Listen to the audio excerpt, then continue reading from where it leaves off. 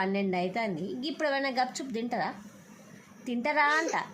Go ఎట్లా ఏడుస్తాను చూడు, కింద పడి గొర్లాడుతుంది. ఈ పిల్లని నేను ఇప్పుడు ఏడుగాని పట్టుకోపోవాలి, ఎక్కడ గప్చుప్లు తినిపియాలి.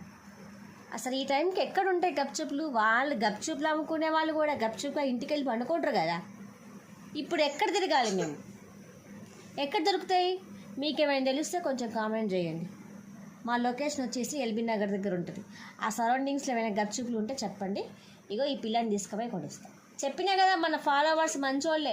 ఎక్కడ దగ్గరలో ఉంటే కామెంట్ చేసి చెప్తారు కదా. మీరు మీ మీద నమ్మకంతో మీకు చెప్తున్నాను. ఇగో చెప్తారంట, సైలెంట్గా ఉండి. ఇక గప్చుప్కు ఉండు.